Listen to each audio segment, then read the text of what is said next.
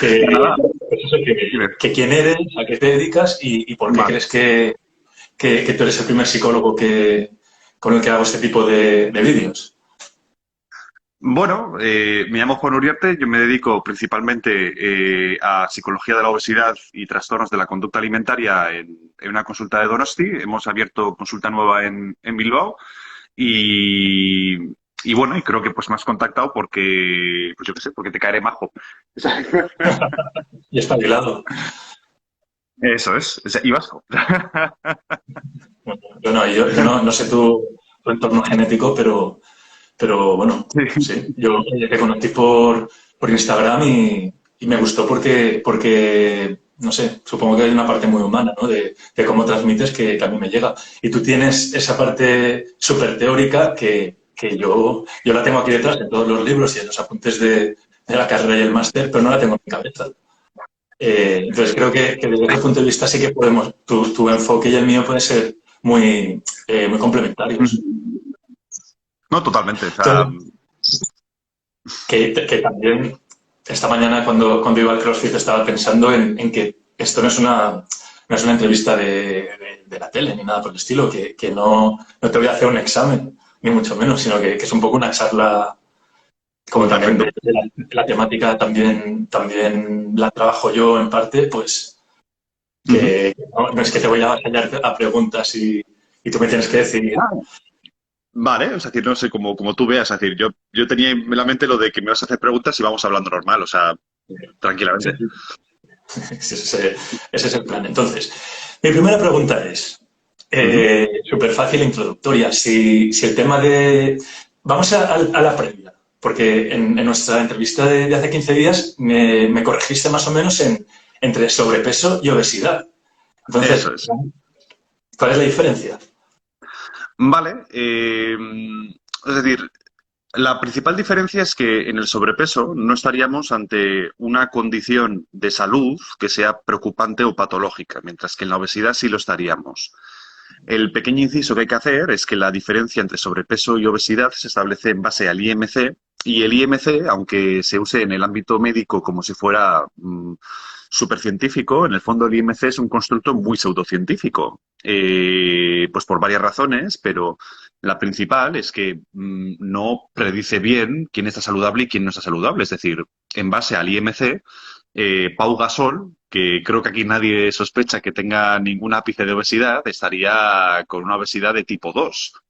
Es decir, sería un obeso que necesitaría bajar de peso. Y entonces, claro, esa es, digamos, la diferencia que hay entre sobrepeso y la obesidad, pero hay que cogerlo con pinzas, ya que el indicador por el cual se basa es pseudocientífico.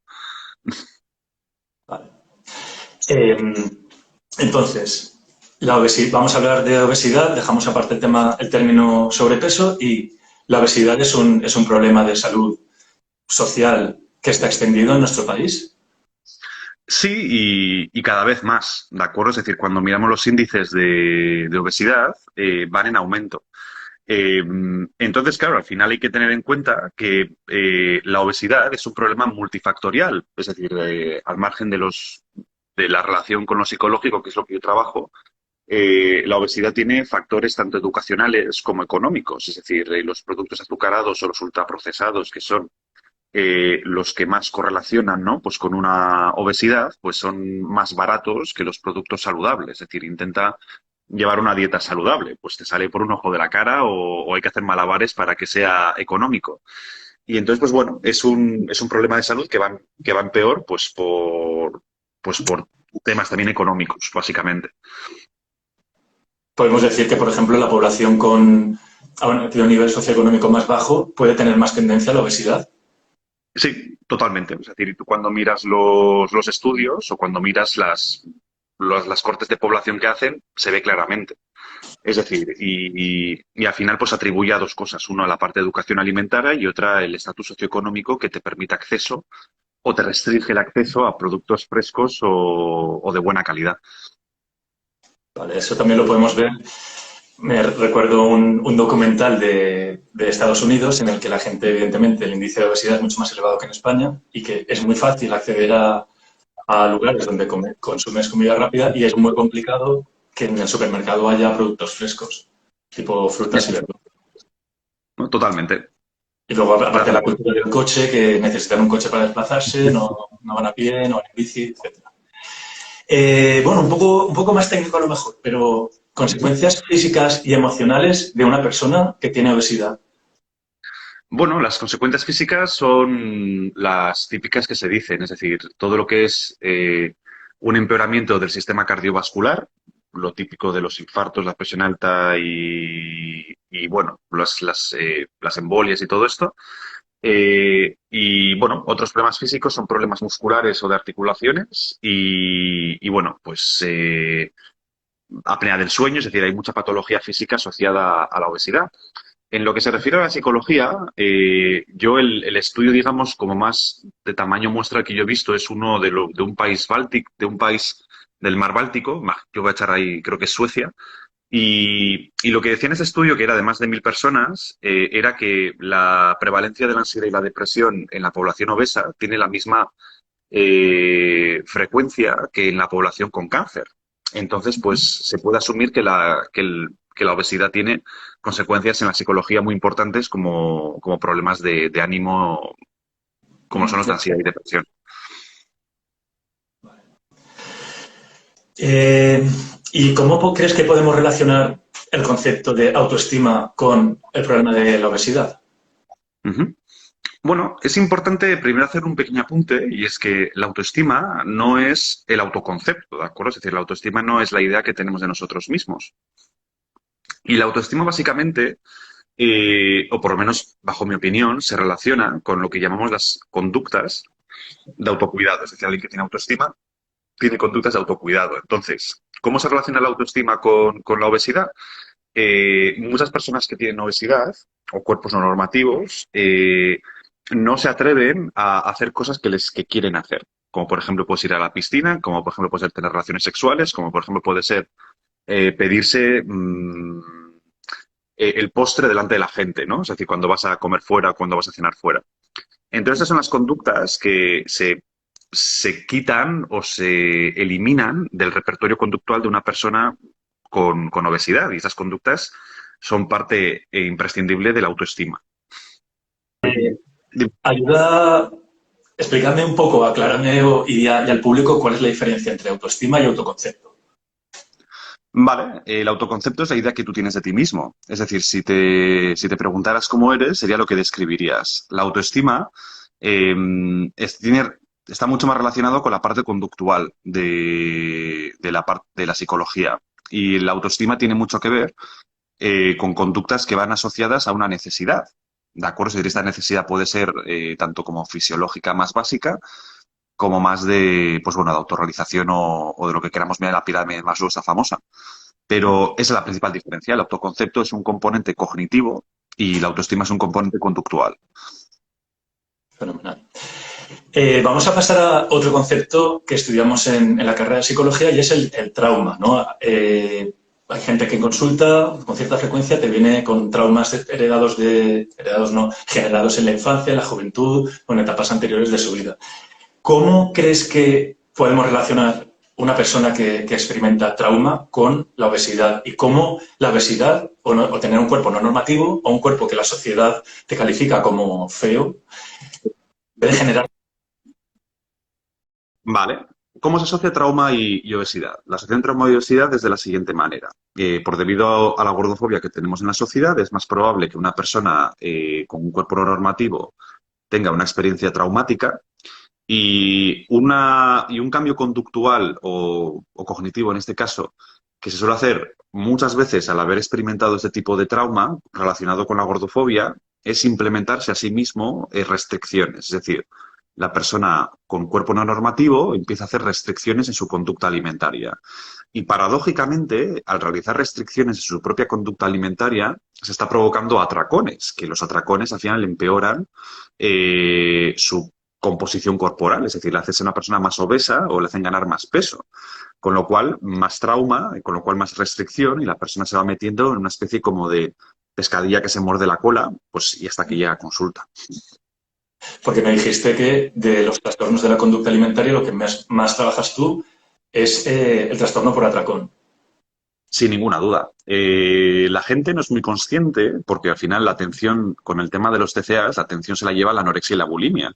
Pero si nos ponemos a mirar la distribución entre todas las personas con TCA, veremos que es una minoría las personas con bulimia y anorexia. Son una minoría. La gran mayoría de las personas con TCA lo que padecen es un trastorno por atracón. Para que nos hagamos una idea en números, entre el 30 y el 50% de la población con obesidad tiene el trastorno por atracón. Y manda narices, que es el trastorno por atracón en base al DSM-4, ¿de acuerdo? Es decir, porque el cambio que se ha pegado del DSM-4 al DSM-5 es que el atracón ha dejado de ser este trastorno de la conducta alimentaria donde la persona se pega a atracones como tal y ha pasado a ser una especie como de trastorno de conducta alimentaria de bajo espectro, ¿de acuerdo? Es decir, el atracón se ha llevado a experimentar lo que serían sensaciones de culpabilidad y de descontrol con la comida. No hace falta que el atracón ahora sea objetivo, es decir, que te pegues de tacada 1000 calorías. Entonces, claro, ahora el trastorno por atracón, pues no hay estudios porque aún no pasa mucho tiempo el DSM-5, pero el trastorno por atracón actual, si te descuidas, lo padece el 20% del género femenino en global. Por ejemplo, una de las estadísticas así de what the fuck sería que el 20% de las personas que acuden a una consulta de nutrición tienen un TCA. Es decir, está muy extendido lo que es el tema del trastorno por atracón en la población. Y con el DSM-5, o sea, hay mucha más gente ahora mismo que tiene un diagnóstico positivo de TCA.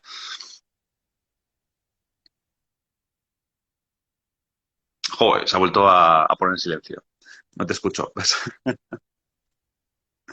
todo mi wifi, ¿eh? Ya está, Y ha lo, vuelto. yo tengo el wifi y lo pago todos los meses. No, yo también.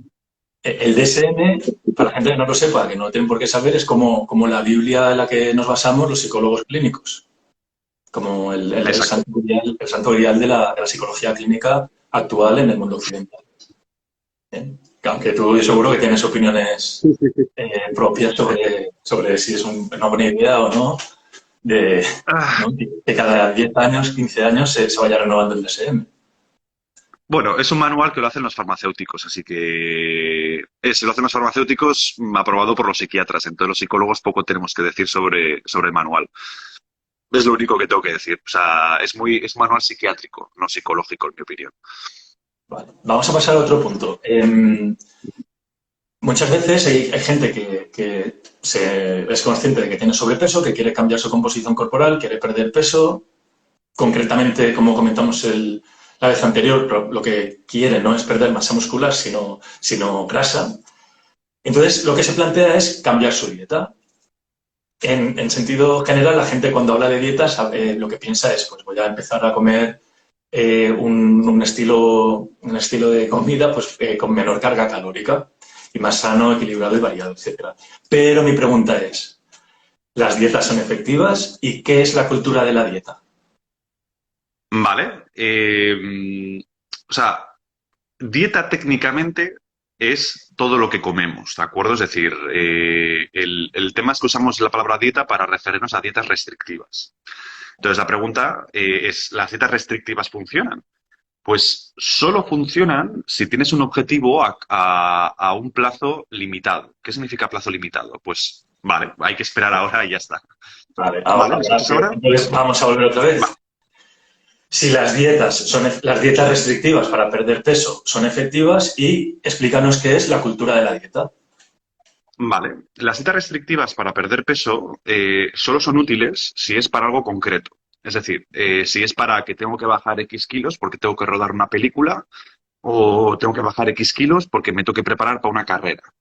Esto es la única situación donde yo recomendaría una dieta restrictiva. En el caso de quiero adelgazar para mantenerme en lo que consiga, una dieta restrictiva tiene fecha de caducidad por defecto. ¿Por qué?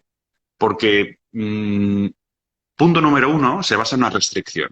Entonces, cuando hagamos una restricción, estamos eliminando algo de nuestra dieta. Cuando eliminamos algo, nos generamos lo que llamaríamos hambre cognitiva. Es decir, imagínate que te digo, no pienses en un oso panda.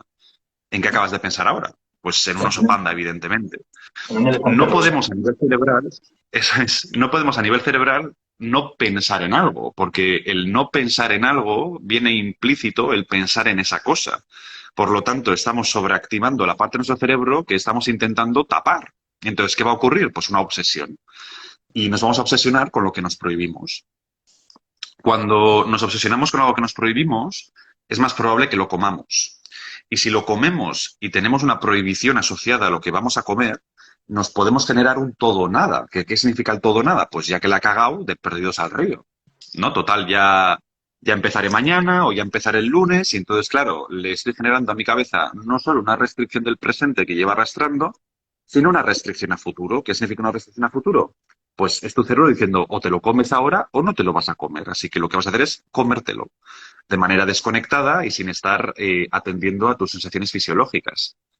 Y Ujú. entonces, pues bueno, ¿qué es la cultura de la dieta? Pues la cultura de la dieta, yo usaría el nombre de secta, es una especie como de secta que hace que veamos normal que cada X tiempo nos tengamos que poner a dieta restrictiva para bajar de peso y hacer una penitencia de los descontroles del pasado. Y entonces la cultura de la dieta lo que hace es predisponer a la gente a tener TCAs, porque establece las bases para ir teniendo el trastorno por atraco, que son las prohibiciones.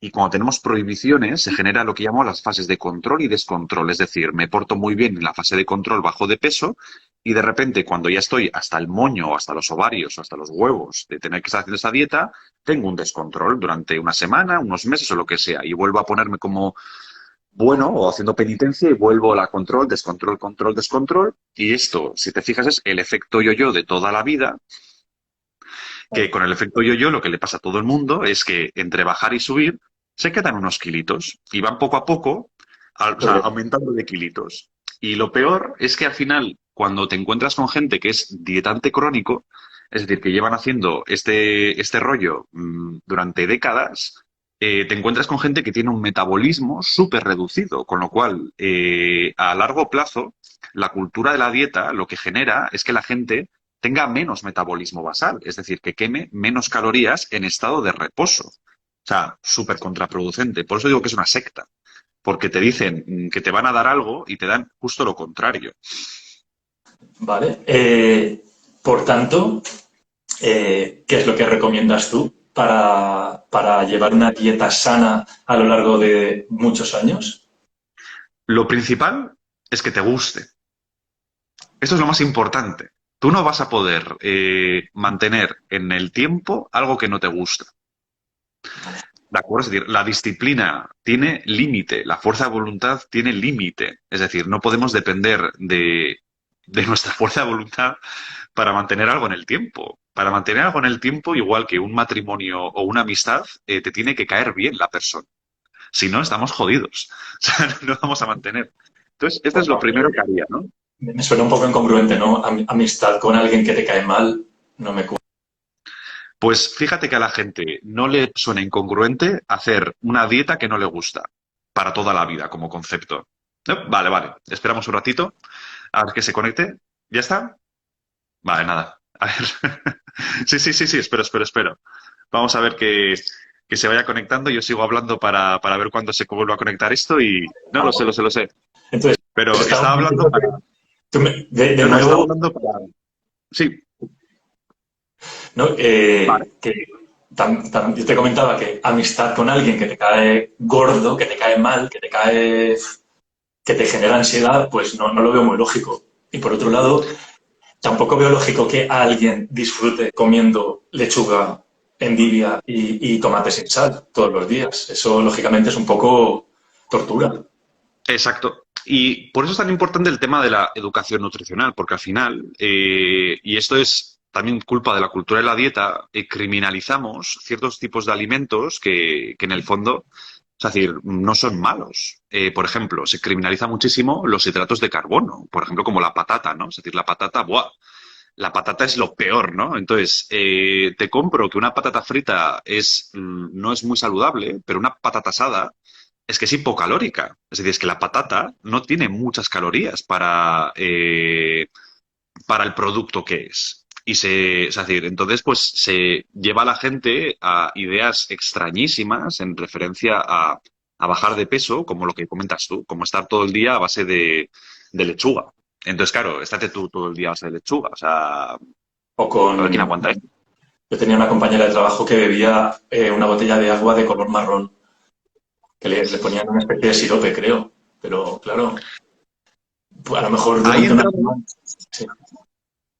no, ahí entramos en el lúgubre terreno de los suplementos dietéticos, o sea, es decir, o de los sustitutos de comer, ¿de acuerdo? Es decir, porque al final hay industrias enteras que lo que hacen es sustituir el comer normal por batidos. Entonces, claro, literalmente les estás jodiendo la relación con la comida a estas personas, sí, o sea, pero literal. Ah, y entonces, pues son negocios súper rentables, porque al final lo que haces es que esa persona dependa, para no sentir descontrol, de comprar tus malditos batidos. No quiero decir nombres, para ver si me va a ganar yo una demanda, pero hay una empresa vamos, que cotiza en bolsa, que se dedica a esto, a joder la relación con la comida de la peña y lucrarse con ello. O sea, También es un comentario que te quería hacer al final de toda nuestra charla sobre un entorno social neurótico en relación a la comida y a la imagen corporal. sí. De todos modos, para ir adelantando un poco, explícanos la manera óptima de comprobar que efectivamente estamos adelgazando, estamos perdiendo porcentaje de grasa. Por ejemplo, normalmente lo que hacemos es, lo más intuitivo sería coger la báscula y pesar. ¿Es la mejor idea? No, es mejor pégate un tiro en el pie. O sea, antes que subirte a una báscula. O sea, y esto es lo que la gente, o sea, es que las básculas son instrumentos del diablo, ¿de acuerdo? O sea, y lo digo tal cual. ¿Por qué son instrumentos del diablo las básculas?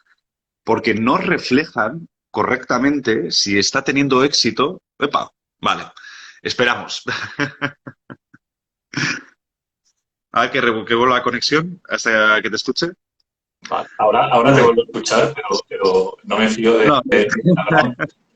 Vale, bueno, estaba comentando. las básculas son un instrumento del diablo. Eso es. Las básculas son, digamos, como la aliada perfecta de la cultura de la dieta. ¿Por qué? Porque son como disparar con escopetas de feria. El peso no refleja realmente si lo estás haciendo bien o mal. ¿De acuerdo? Es decir, en la variación de peso entra lo que es el porcentaje de masa muscular, entra lo que Ujú. es el porcentaje de agua. Es decir, son elementos que no tienen nada que ver con lo que has hecho. La manera correcta de evaluar qué tal estás teniendo resultados es con un medidor de bipedancia, creo que se le llama. ¿De acuerdo? Es decir, los medidores de bipedancia te permiten detectar cuál es tu porcentaje de grasa. Lo que tiene que ser tu objetivo en un cambio de hábitos es aumentar la masa muscular, que la gente se suele olvidar de esto, como si no Ujú. fuera importante. Porque al final la gente se centra en bajar de peso. Entonces, aumentar masa muscular no les parece que sea lo correcto para estar más saludables, que es un gran error. O sea, es decir, tú puedes tener grasa, pero si tienes masa muscular, estarás saludable. O sea, es decir, eso es lo importante. Y además, cuanto más masa muscular, más alto tendrás el metabolismo, con lo cual más quemarás en reposo. Y lo otro que tienes que fijar es el porcentaje de grasa para realmente ver si si te estás quitando grasa. Pero dentro de la grasa, lo que yo creo que es más importante de los indicadores de grasa es la grasa visceral. ¿De acuerdo? Es decir, la grasa o sea, la grasa se puede localizar en dos zonas principalmente. En la piel o en la epidermis, creo, que es dermis o epidermis, que esta es, digamos, la más visible o la más estética, pero tiene menos correlación con la salud que la grasa visceral, que la grasa visceral es la grasa que tenemos directamente en los órganos.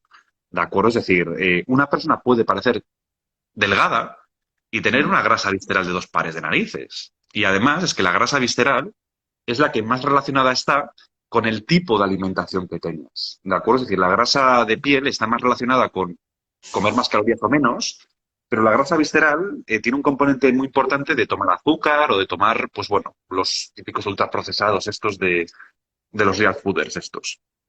Yo también del demonio, ¿no? Sí, Para sí, esa o sea, estasis. sí, o sea, es decir, al final.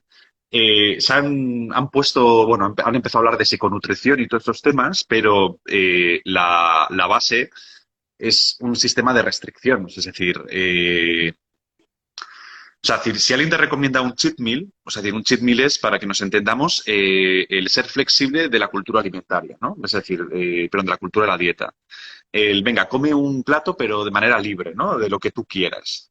Pero claro, la gente que te dice estas cosas te está metiendo más restricción, porque al final, si yo estoy haciendo un cheat meal, estoy haciendo un cheat meal, pero porque tengo un sistema restrictivo detrás. O sea, entonces, claro, no hay que volverse locos con la comida. Es decir, la comida, lo que nosotros tenemos que tener es una organización mínima y flexible. Y ya está. No tenemos que centrarnos tanto en lo que comemos o dejamos de comer. Tenemos que centrarnos más en nuestra estructura alimentaria. ¿Qué tal hacemos la compra? Eso es lo que va a largo plazo determinar más si sale bien o sale mal el cambio de hábitos y no si te has comido un pincho tortilla en el bar con una caña. Supongo que habrás visto en Instagram algún cheat meal de gente culturista, profesionales del fitness, de Estados Unidos, de Absolutamente. Minnesota, de Indiana. Pero es que en esos contextos es donde los hombres más TCAs pillan, o sea, hablando en plata. O sea, el TCA de los hombres se parece mucho al mazado de un gimnasio. Sí. Eh, y una de las cosas que hacen que yo he tenido a más de uno en consulta por esto, estas locuras de tener que bajar el porcentaje de grasa al 6%, 8%, 7%, que les vuelve literalmente tarumbas en relación con la comida y la gran mayoría de ellos, antes de llegar al objetivo que se han propuesto del 8%, 7%, es que se provocan un trastorno por atracón debido a las altas restricciones que tienen que hacer y literalmente a tener que pasar hambre y hacer deporte. Entonces muchos de ellos nunca llegan a ese porcentaje de grasa que tienen ahí como idealizado y se meten en un TCA de cabeza con este rollo del culturismo o del bodybuilding que le llaman ellos. También, por ejemplo, llevan una dieta súper controlada de lunes a sábado y el domingo lo que cuelgan en redes sociales es 5 hamburguesas y unas tortitas así de grandes. Y dices, no veo muy sano a nivel psicológico mm, controlar tantísimo lo que comes, ¿no? Para una alimentación sana, según tu objetivo, 6 días a la semana y que el domingo comas esa barbaridad de calorías. Literal. O sea, digo, esto creo que todos tenemos en mente al típico deportista que cuando se jubila engorda una barbaridad. Y entonces, Sí. claro, ¿qué es lo que ocurre? Pues que estás teniendo descontroles o estás teniendo atracones, pero lo estás compensando con todo el ejercicio que te has metido entre semana. Y en el momento en el que dejas de hacer deporte, pero sigues teniendo un TCA, sigues teniendo un trastorno por atracón. Vale. Vamos a pasar, si te parece bien, a algunas de las preguntas que han llegado a través de Instagram. Y la primera nos la plantea Alena, que quiere conocer sobre la alimentación intuitiva sin un horario prefijado. Y nos pregunta si es bueno o es malo comer solo cuando tienes hambre. Eh, si no tienes un TCA, está muy bien la alimentación intuitiva, realmente. Si tienes un TCA, no tienes una buena conexión con los sistemas, o mejor dicho, con las señales físicas de hambre y de saciedad. Entonces, claro, si le dices a una persona con un TCA que coma intuitivamente, le haces un poco de cortocircuito en la cabeza. Para la población general, es una recomendación muy interesante porque aparte de prevenir lo que sería el sobrepeso o la obesidad, también estás previniendo el tema de los TCAs con el comer intuitivo. El comer intuitivo se basa muchísimo en basarte en las sensaciones fisiológicas para guiarte en la comida. Y salvo que estés muy estresado o salvo que tengas un problema biológico, el cuerpo rara vez te va a pedir más comida de la que necesita. Es decir, si comes intuitivamente, es raro que desarrolles obesidad, muy, muy raro. Por lo tanto, el comer intuitivo yo es algo que parece un pilar imprescindible para relacionarnos bien con la comida. Bueno. Otra pregunta de una seguidora de Instagram. José quiere saber cómo se pueden perder kilos en las mujeres que están en la etapa de la menopausia, sobre todo cuando la tiroides está un poco alocada. Ujú. Es muy común que ocurran dos cosas en una mujer con menopausia. La primera es que tenga poca masa muscular. La segunda es que debido a los cambios hormonales y a la propia edad, el metabolismo se haya reducido mucho, con lo cual es muy normal tener una ganancia de peso significativa a raíz de ir ganando años. El único consejo que funciona ante la reducción del metabolismo con la edad es hacer más deporte de fuerza. No hay otra, ¿eh? Es decir, esto no tiene... O sea, hay que hacer deporte de fuerza. Y sobre todo si eres mujer, porque las mujeres tienden a no hacer deporte de fuerza, porque se centran en la bajada de peso. Entonces, lo más importante es ejercicio de fuerza, literal. Ejercicio de fuerza, ejercicio de fuerza y ejercicio de fuerza. Lo Es que las aeróbico se mujeres puede... también tienen el prejuicio que si van al gimnasio a levantar hierro se van a poner como Hulk.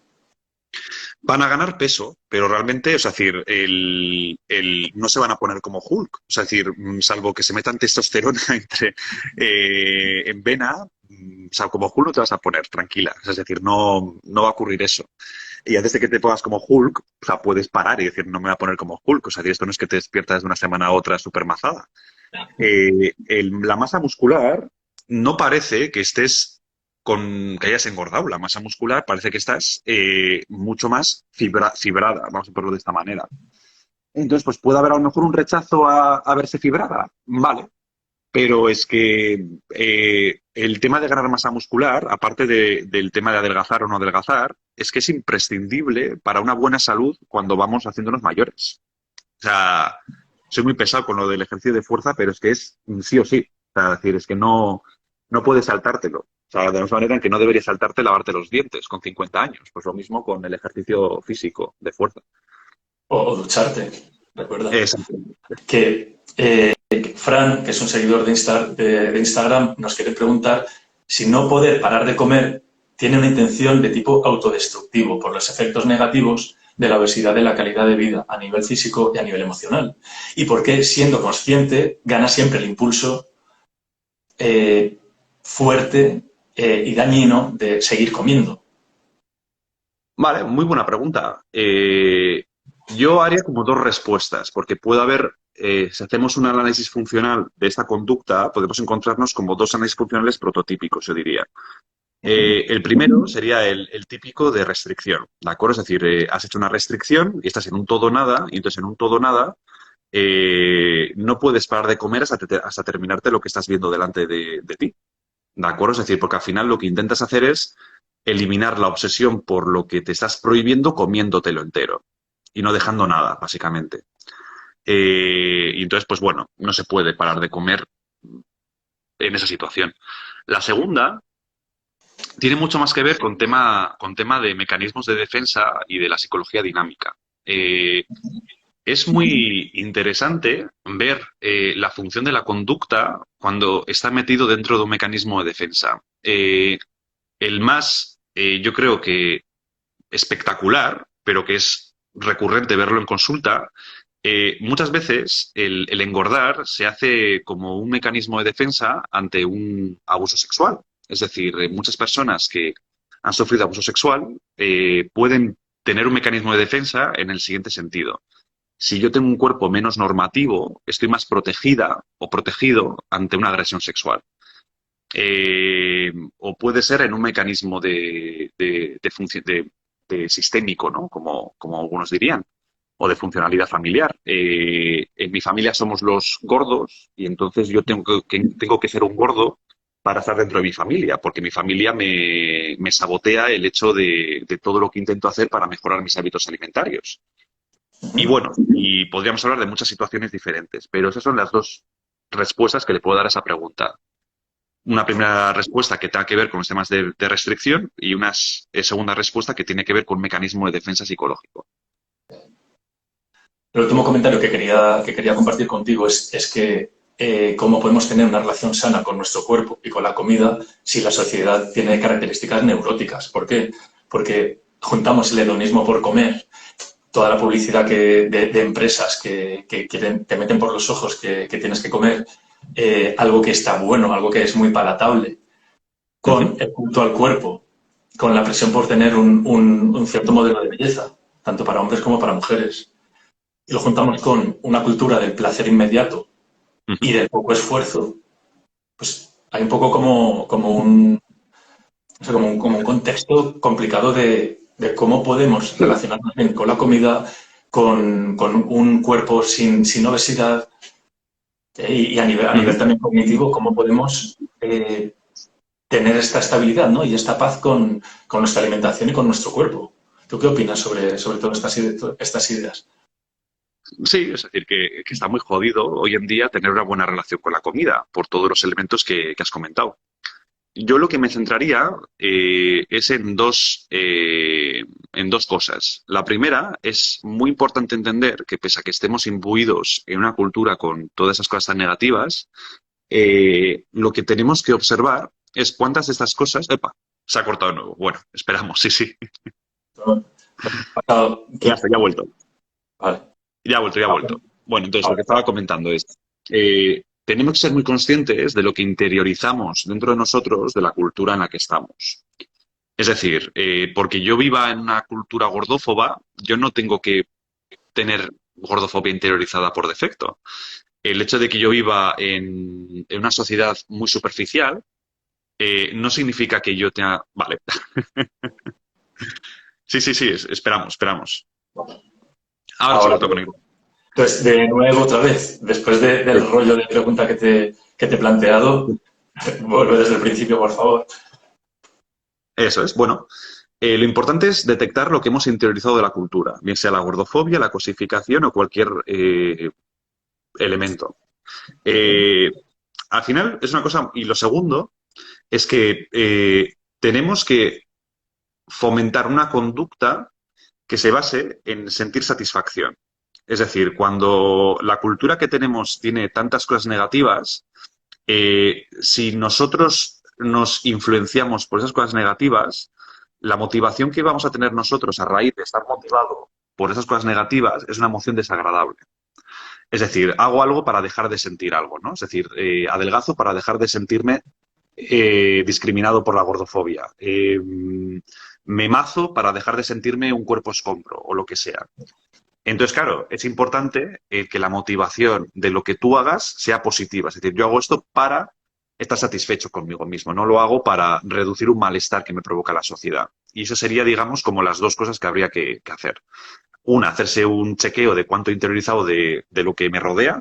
Y dos, cuánto de mi conducta está motivado por esto que he interiorizado. Si hacemos eso, podemos, vamos a decir, sobrevivir a la cultura que estamos y tener una buena relación con la comida. Vale. Es que me parece muy interesante, ¿no? Si una persona, por ejemplo, quiere estar más musculada o tener mayor masa muscular, o una persona quiere disminuir el porcentaje de grasa, que la motivación sea quiero sentirme mejor o quiero verme mejor en el Exacto. espejo. Y no quiero dejar de sentirme discriminado o quiero dejar de que la gente vea que soy un tirillas, ¿no? Exacto. Que Exacto. esté movido por una emoción positiva, agradable. Exacto.